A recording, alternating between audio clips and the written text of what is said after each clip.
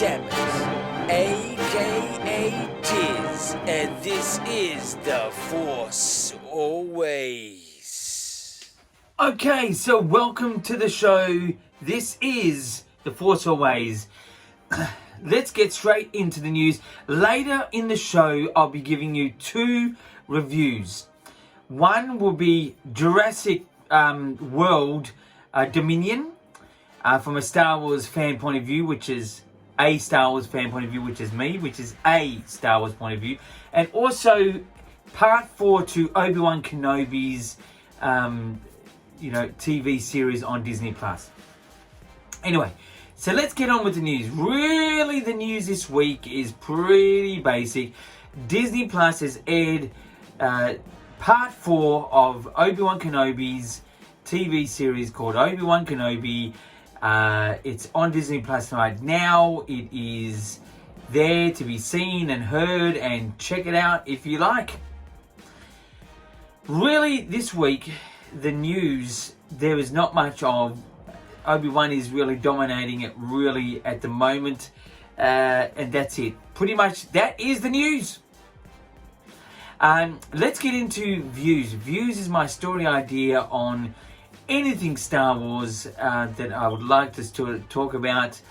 Last week we had Jake, the wonderful little Jake, and I should say Jake is the son of a good friend of mine, Helena, and he is a big Star Wars fan from obviously a different generation to me, and it was great to have him on the show. But he gave some, a great sort of story idea last week, wanting to know a bit more of Luke and Owen, Uncle Owen, that is, Luke Skywalker and Uncle Owen, a bit of a story behind that. That was a very good idea from Jake. But anyway, my story idea this week is, so can a Darth Vader movie still work with the amount of Darth Vader we've had in Obi-Wan Kenobi? Can it still work? The type of Darth Vader film I'm looking at is a standalone Darth Vader film that would be purely about Darth Vader's adventures in between Revenge of the Sith to A New Hope. It would have to be gritty. It'd have to be intense, to the point of something to reference it from, like Logan, the comic book film Logan. That type of film would really set it off for something like Darth Vader, giving that sort of gritty sort of feel, that murderous type thing. I know it's not the best thing for kids. I know it's not your sort of family film, friendly film, but this is Darth Vader. This is technically the biggest evil icon we've ever known in any movie, maybe life, if he did exist. But I think personally, can it work? I think it still can. They're just, they're probably lending themselves a bit too much in Darth Vader at the moment. It's okay with the Obi-Wan Kenobi show, but it's still worthy to go ahead. Anyway, again, my story idea, which is I have said before, but I just thought I would sort of speak about it again, which is having a Darth Vader standalone film. I think it still can work. It would be great. It has to be gritty. It has to be intense, coming off something like Logan. Anyway, that's my views for this time around. Let's get into the reviews. It's a two-parter. So let me start off with, Star Wars being, gracing the stage, always in this show first, really. Obi-Wan Kenobi, part 4, what did I think? I gave it a 7.5 out of 10.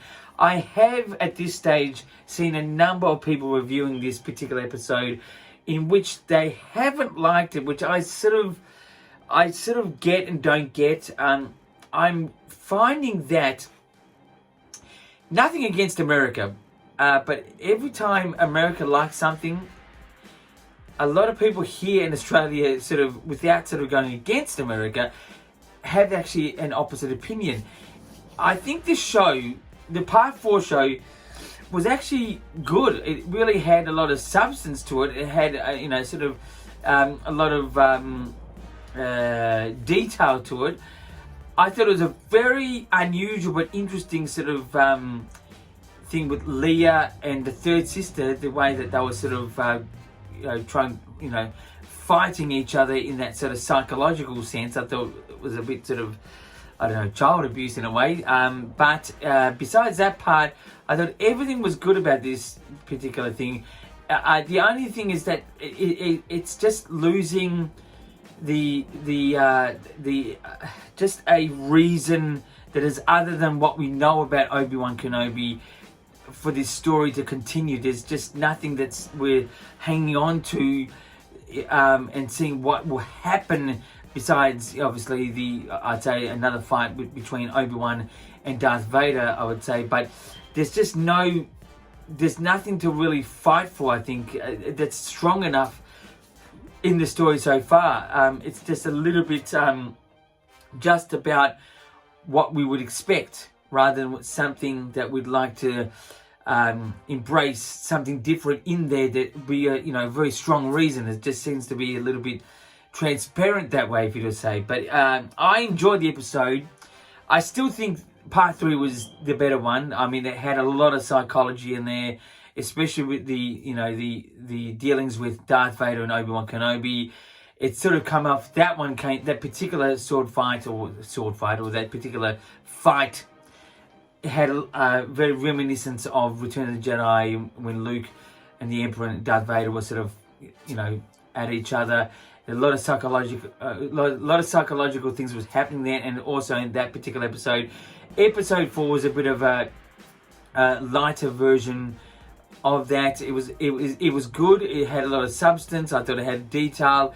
The journey continued, but there was just nothing to fight for, something unique. Anyway, so that is my review of Obi-Wan. Now, also, I did go and see Jurassic World Dominion. I've got to give this film 6 out of 10 straight off the bat. Look, I'm going to be a little bit spoilerish in this.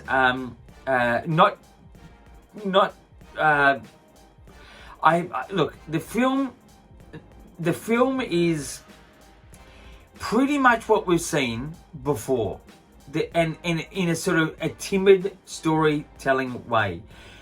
The original cast with the new cast was sort of good, but it wasn't really, you didn't feel the impact of that. But the visuals obviously have always dominated these type of films, and the eye candy just sets it again in a great way.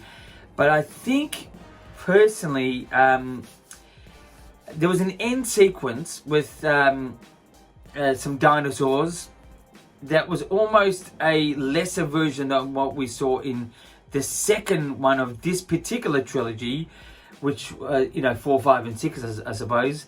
And I think the way that this film come off, I don't know what you'd call it, but it didn't come off like a finale. I thought the second one came off more like a finale. This one was just repetitive in what we've seen and heard and know, and it was the only interesting part, which is sort of a really weird part, was that they combined the Earth living standards of humans and dinosaurs living together. Now, this was a far-fetched reality. Even though this is the movies, I just thought it was a little bit far-fetched in, having dinosaurs live with people in their everyday lives. They're just not going to get along. And this sort of portrayed them, they can get along, but I just think the instincts of a dinosaur is not really the same as humans. I think they're going to sort of want to kill, to eat, to live, and blah, blah, blah. It did have an interesting element, though, to it, because it was it really did, it was just interesting to sort of see, to hear, to know. But I just think it was a bit unrealistic in its actuality, if it would ever happen. Because I just don't think it would ever happen. Someone's going to have to destroy the other. And I think the dinosaurs being bigger and better than humans in fighting, if it's just 1-to-1, we're gone. Anyway, so 6 out of 10. It's definitely worth seeing at the movies for a bit of eye candy, popcorn, Kool-Aid, whatever you want to do. Slurpees, beer. But yeah, it's really a timid finale in my opinion. But anyway, still okay enough, but just timid. But anyway, that's my review on Jurassic World Dominion. It's in theaters now. So let's get into interviews. Interviews is 2 questions I ask myself for you guys out there, and to Q, that's what it means. So the first question is, what can Star Wars learn from Jurassic World Dominion? I think the thing that they can learn the most is the continuation of great seamless effects.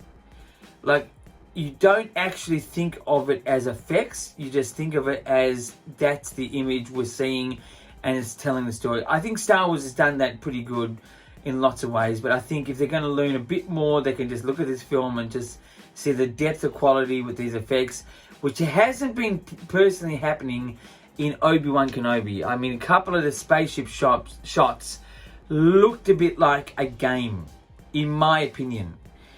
So I think Star Wars can learn from that to keep these shots really authentic, especially the movement I found of the ships in Obi-Wan Kenobi. It did really look a bit like a computer game in part.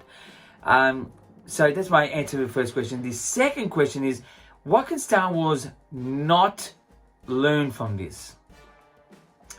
Star Wars needs to really get that if you're going to do a finale, you're going to have a really powerful exit. Like something that you remember and move you. Now, I'm one, because there's many out there that don't like Rise of Skywalker. I thought it had a lot of good finale elements in it. I actually liked the Rise of Skywalker. In fact, me and my friend who saw it and reviewed it, if you look in the episodes previous to this, you'll see that excuse me, that we gave it about 8 out of 10, I think it was, from memory. But I think Star Wars can not learn to have a finale like Jurassic World Dominion and have it timid. It really needs, I think the story length really plays a big part in it. It really just needs a pacing that is just, it unfortunately in do like this. It just has to be on all the time and just come to a halt. And I think with, like, for something like Jurassic World, it was sort of a bit of a long stretch story, not having original out there memorable moments. And I think Star Wars needs to know that surprises, things that are unexpected with what we expect, needs to happen in a finale, which definitely didn't happen with Jurassic World, because everything in that film was expected, rather than guessing the actual storyline, which is not about the guessing point. It's just it was just all like expected. You see what I mean if you see it. But yeah, so Star Wars can better not learn to do a story that is timid, that is a finale. That's how you really need that impact, to remember that film. Like, that's what I think anyway. So that is Interviews to Q. That is the show this time around. This is a weekly-ish, and I say ish, weekly-ish show. If you want to subscribe to the channel, The Force Always, we're here. Instagram, you can Twitter, you can YouTube message me at any time with a question or comment, whatever you like. And until next time, my friends, keep rockin'.